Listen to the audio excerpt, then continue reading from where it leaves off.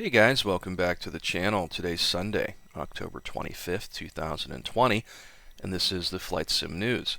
So, Baltic Dragon has popped up with some information about the upcoming Ottoman Courier free AV-8B Harrier campaign. He goes on to say, all 5 missions for the free part of the Ottoman Courier campaign are now ready, and we are working on documents and briefings before opening the campaign for beta testing, which means we're almost done. As part of a Marine Expeditionary Unit, you will fly in the detachment of 6 AV-8Bs, a part of a large exercise taking place in Georgia. You will work with JTACs, drop dumb and guided bombs, support troops during large-scale landings, and much more. This part will contain over 880 voiceovers and dozens of documents, maps, and kneeboard pages. And the storyline will be continued in the second part of the campaign, which is going to be a DLC. Most probably it won't be ready for the 4th of November update, but let's see how it goes. And there's a picture there of the documentation and whatnot that he's working on. This looks to be pretty kick-ass. I think the smarter move is that the first part is free and the second part will be a DLC. That's pretty slick if you ask me. I'll throw a link to this in the video description as usual, and you can check it out for yourself. Alright, so the biggest piece of news is Eagle Dynamics is running their Halloween sale. And let me go into it. So some stuff is on sale, some stuff isn't. The new A10C2 tank killer is of course $80. But some of the stuff, like these other things, are 50% off. The Thunderbolt I think is like 30% off. The Super Carrier is like $10 off. Of course, once again, this thing never goes on sale, and it's probably why I'm never going to buy it. The JF-17 by Deca Ironworks. The F-16 is only a couple dollars off. All the older planes, like the Warbirds, are all half off. This thing, the I-16, is half off. Majority of all the other planes are half off as well. The Kristen Eagle 2 is half off. The MiG-29 is half off. The Tomcat, once again, this one never goes on sale very often either. But this is the only one out of all the ones that they have that I would say is even worth the $80. It really is. Not to mention, I have a sneaking suspicion that the November 4th open beta update may very well have the long-awaited F-14A and some of the content that they spoke about. So hopefully that happens on the 4th. But again, now is the best time to get it because it is on sale for $67.99, and this is, like I said, the only one out of all the products they have that is worth every penny if you ask me. Yak 52 is $20. The Hornet is only a few bucks off. The Harrier is half off. These navigation modules are only a couple dollars. World War II Assets Pack is $15. And again, this is something that they should just include for free at this point if they want to ever compete properly with the IL-2 franchise. The Viggen is half off. Now, if you do air-to-ground stuff and you really enjoy ground pounding, this plane is definitely worth looking at. Takes a little bit getting used to, but it's definitely worth looking at. The Spitfire. I'll tell you what, out of all the Warbirds, I still lean towards the Spitfire being my favorite, with the P-47 not too far behind at this point. It's just taxiing this thing and getting it, you know, down the runway to be able to take off, which is the biggest, you know, gripe that I have. F-5E Tiger II, half off. Well worth it if you want to get into something that is kind of a Cold War era plane. Definitely worth it for $30. Now is a good time. The Gazelle, $25. What are you waiting for? Excellent chopper. Go get it. Mirage 2000C, $29.99. Go get it. It's a fantastic plane. Absolutely love it. Albatross doesn't do anything for me. Aviojet doesn't do anything for me. I am tempted to maybe buy the MiG-15. That's one of the only ones I don't have. And during the free play, I enjoyed flying it. I may get this one. I'm not certain yet before the sale is out. I usually buy just one thing during the sale to try to support Eagle Dynamics. And MiG-15 might be the one that I get. Not sure yet. Or I might get nothing, because I'm really not in the mood to support them at the moment. MiG-21, 25 bucks. Not bad. I still can't, fly the thing properly, but it is a fun module. I've done air-to-ground stuff in it, and it was a lot of fun.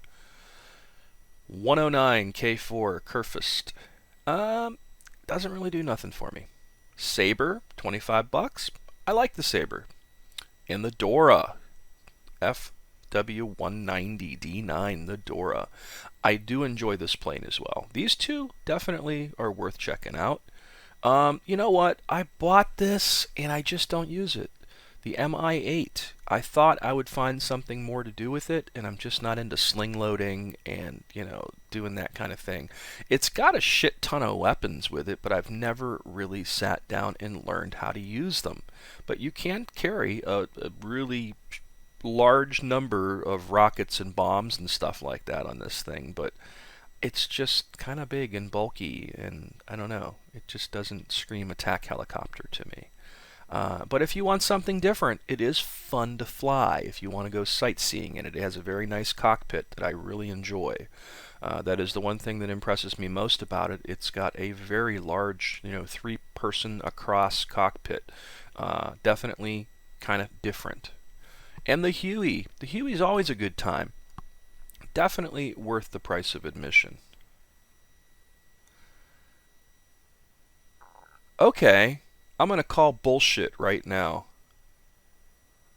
Yesterday when I looked at this was $29.99.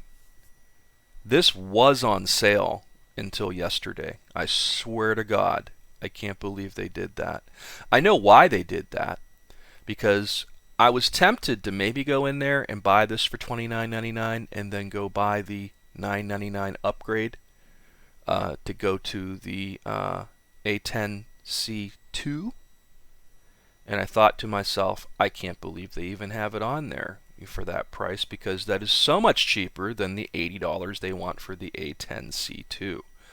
Well, I guess they righted the ship, and they fixed their error there in what they were thinking, because this was $29.99 yesterday, and they changed it to $59.99 since yesterday. Oh well, it was worth a shot. I thought about doing that, but yeah. Flaming Cliffs 3, 25 bucks. This is a must-have. If you have DCS World and you don't own this, what is wrong with you? Yes, I know these aren't the full fidelity, clickable cockpit planes, but Christ, man, there's, 6 planes, 5 planes? F-15C, A-10A, SU-27, SU-33, MiG-29A, MiG-29S, SU-25, and then there's like a variation of the SU-27 in here too. And there's so much content in Flaming Cliffs 3, especially if you own any of the other maps as well. In addition, like if you got Flaming Cliffs 3 and a couple of the maps, you'd be blown away. Like just the sheer number of missions and content that you get. It is the best 25 bucks you'll ever spend, and it's a great place to start out with DCS. If you have a friend or a relative that you want to, help get into DCS with or get into flight sims with, this is definitely worth getting.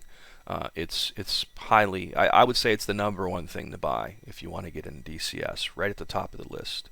And then from there, after you've cut your teeth on Flaming Cliffs 3, then you jump in and get something else like a Hornet or a Tomcat and go from there.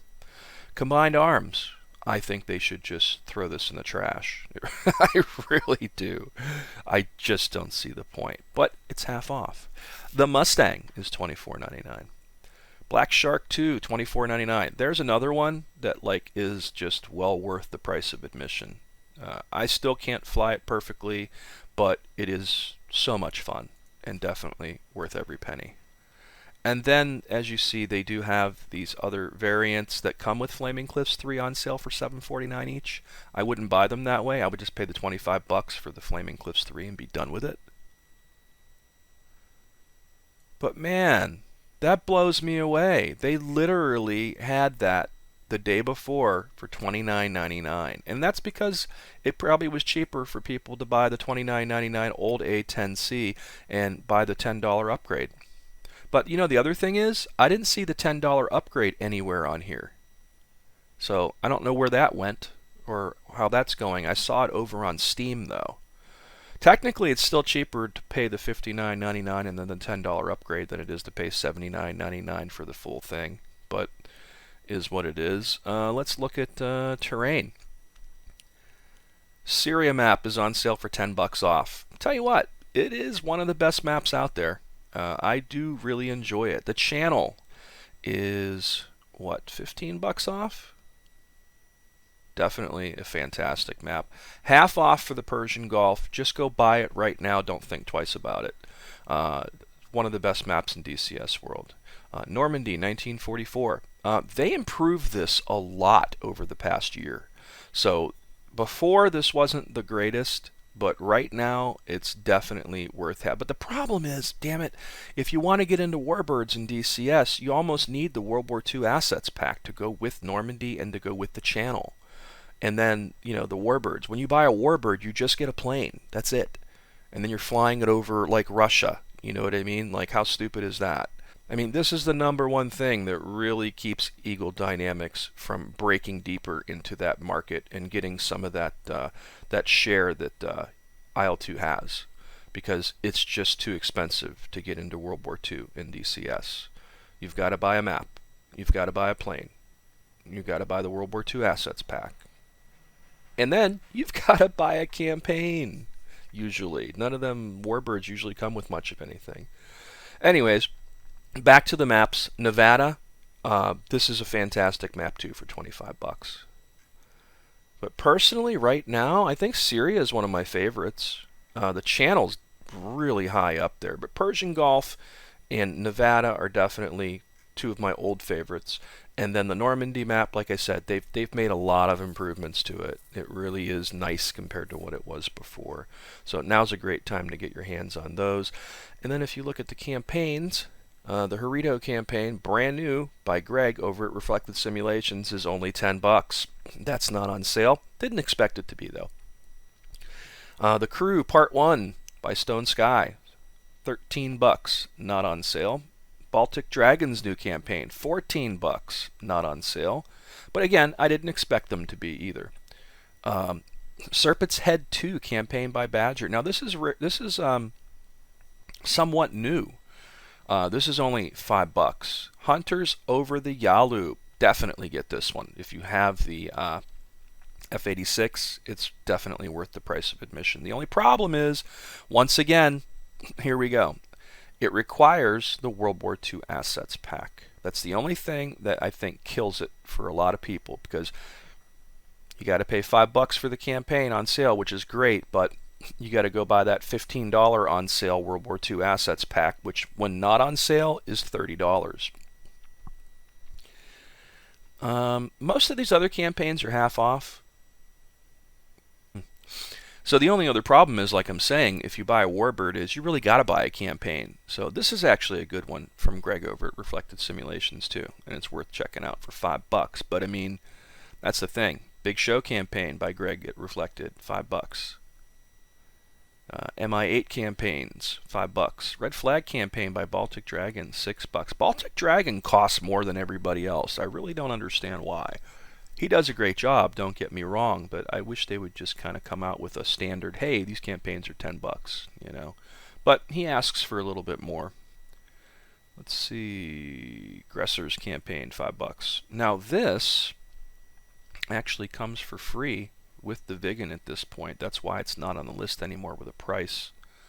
Here's another one, $5. Georgian War by Baltic Dragon. Oh, there is a couple Baltic Dragon ones that are $5, but that's because they're like his first ones.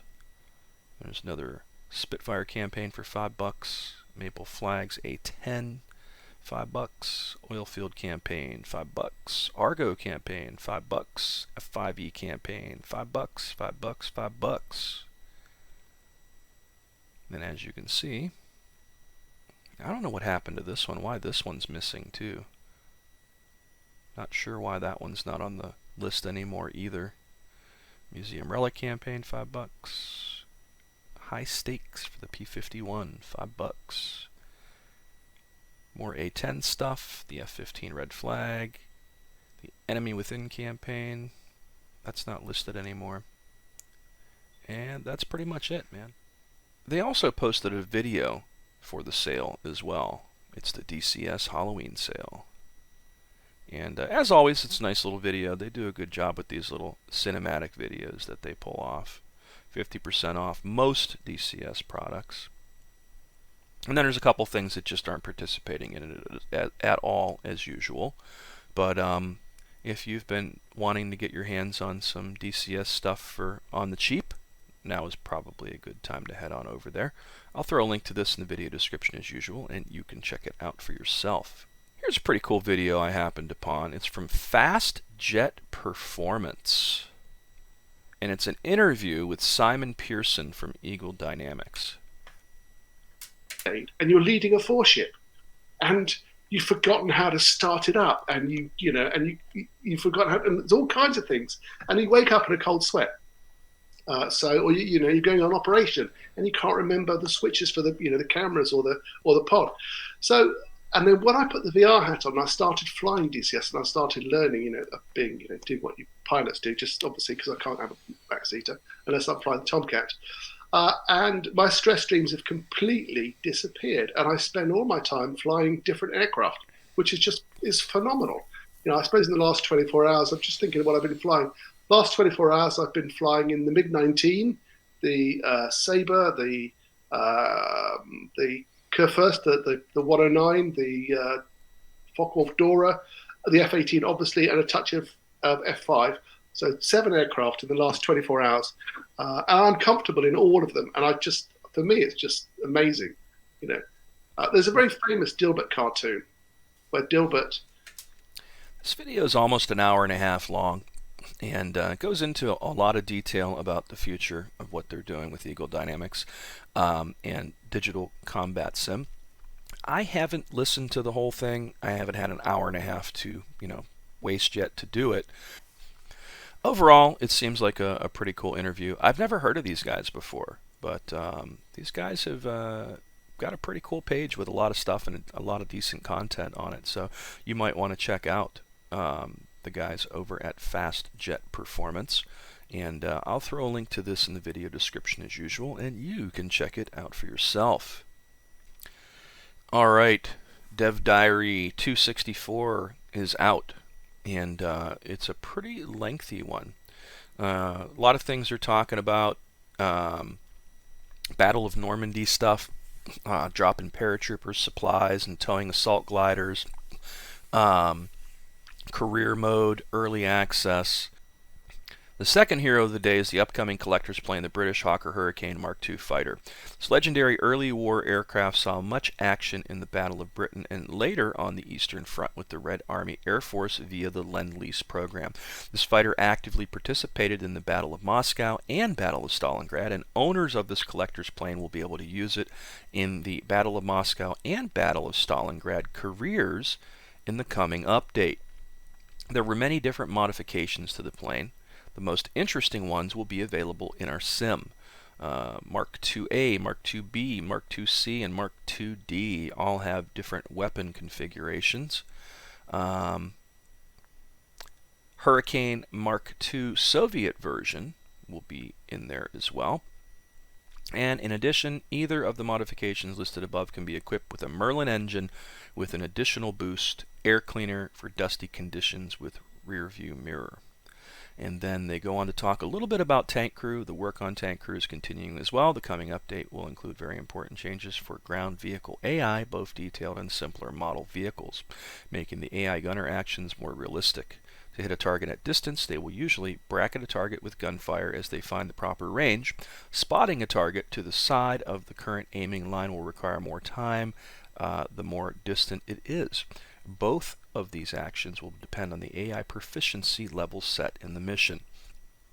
The AI gunner will also behave more naturally when the target is destroyed or no longer visible. It won't rotate the turret to the default position immediately, but will wait some time looking for more targets in the same general direction. Many smaller improvements and changes will be added as well as we prepare Tank Crew for its official release. And there is a nice variety of images here of the C-47A Skytrain from the Battle of Normandy. And this is the plane that looks like they're going to be dropping paratroopers from. That is really nice looking. And supplies, apparently. Oh, and paratroopers. Look at that. That's pretty kick-ass. And there's the Hurricane. 2A, 2B, 2C, 2D. And then the Russian variant, or Soviet, whatever you want to say. Really looking forward to this plane. I'll throw a link to this in the video description as usual, and you can check it out for yourself. Alright, Razbam is once again teasing us with a whole bunch of small little tidbits of information like they do. This time is the plane that I believe Brian and I couldn't think of the name. When we were doing the interview, we were like, what is that plane? The British plane with the engines on top of each other? Yeah, it's the English Electric Lightning F6. And it's the plane that Razbam's working on. They go on to say these are work-in-progress illustrations. There's no release date whatsoever regarding this project. It will be available when it's ready. Enjoy. And there are some images of it. It definitely looks unique, man. It is a pretty cool-looking plane. I don't know how good it will be at anything, but it looks neat. I'll throw a link to this in the video description as usual, and you can check it out for yourself.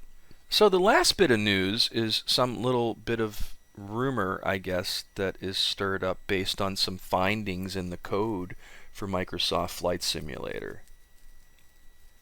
So basically it goes on to say Microsoft Flight Simulator's upcoming VR support may also make its way to the Xbox Series X version of the critically acclaimed simulator title after one user found game code referencing Scarlet VR. Posting on the Flight Simulator forums, Signific shared their findings from inside the game's code, which included references to Scarlet VR alongside PC VR. The term Scarlet holds great significance in the Xbox ecosystem, having been the code name for the wider next-gen Xbox family of consoles. While this alludes to VR support on the Xbox line of consoles, it could just be an internal line of code not meant for any wider builds outside of testing.